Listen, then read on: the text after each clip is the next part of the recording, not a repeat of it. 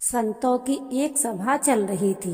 किसी ने एक दिन एक घड़े में गंगाजल भरकर वहां रखवा दिया ताकि संत जन जब प्यास लगे तो गंगाजल पी सके।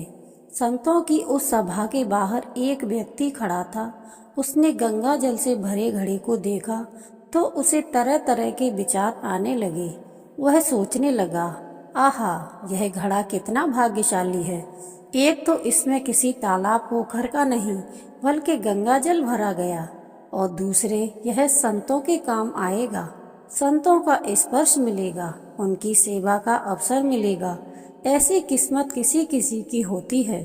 घड़े ने उसके मन के भाव पढ़ लिए और घड़ा बोल पड़ा, बंधु, मैं तो मिट्टी के रूप में शून्य पड़ा था, किसी काम का नहीं था। कभी नहीं लगता था कि भगवान ने हमारे साथ न्याय किया है। फिर एक दिन एक कुम्हार आया। उसने फावड़ा मार मार कर हमको खोदा और गधे पर लादकर अपने घर ले गया। वहां ले जाकर हमको उसने रौंदा, फिर पानी डालकर गूंथा, चाक पर चढ़ाकर तेजी से घुमाया, फिर गला काटा, फिर थापी मार मार कर बराबर किया। बात यही नहीं रुकी। उसके बाद आवे के आग में झोंक दिया जलने को। इतने कष्ट सहकर बाहर निकला तो गधे पर लादकर उसने मुझे बाजार में भेज दिया। वहां भी लोग ठोंक ठोंक कर देख रहे थे कि ठीक है कि नहीं। ठोंकने पीटने के बाद मेरी कीमत लगाई भी तो क्या, बस 20 से 30 रुपए। मैं तो पल पल यही सोचता रहा कि हे ईश्वर, सारे अन्याय मेरे ही साथ करना था। रोज एक नया कष्ट, एक नई पीड़ा देते हो। मेरे साथ बस अन्याय ही अन्याय होना लिखा है।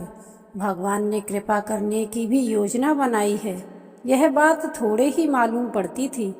किसी सज्जन ने मुझे खरीद लिया और जब मुझमें गंगाजल भरकर संतों की सभा में भेज दिया, तब मुझे आभास हुआ कि कुम्हार का वह फावड़ा चलाना भी भगवान की कृपा थी। उसका वह गूंथना भी भगवान की कृपा थी। आग में जलाना भी भगवान की कृपा थी, और बाजार में लोगों के द्वारा ठोके जाना भी भगवान की कृपा ही थी। अब मालूम पड़ा कि सब भगवान की कृपा ही कृपा थी।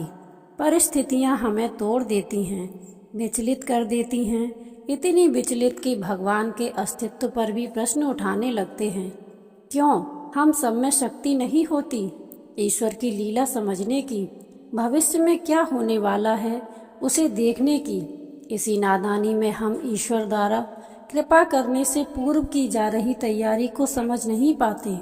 बस कोसना शुरू कर देते हैं कि सारे पूजा पाठ, सारे जतन कर रहे हैं, फिर भी ईश्वर हैं कि प्रसन्न होने और अपनी कृपा बरसाने का नाम ही नहीं ले रहे। पर हृदय से और शांत मन से सोचने का प्रयास कीजिए, क्या सचमुच ऐसा है, या फिर हम ईश्वर के विधान को समझ ही नहीं पा रहे?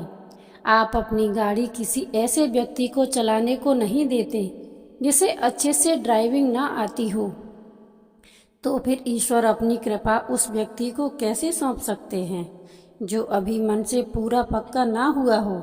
कोई साधारण प्रसाद थोड़े ही है ये। मन से संतत्व का भाव लाना होगा। ईश्वर द्वारा ली जा रही परीक्षा की घड़ी में भी हम सत्य और न्याय के पथ से विचलित नहीं होते तो ईश्वर की अनुकंपा होती जरूर है। किसी के साथ देर तो किसी के साथ सवेर। यह सब पूर्व जन्म के कर्मों से भी तय होता है कि ईश्वर की कृपा दृष्टि में कितना समय लगता है।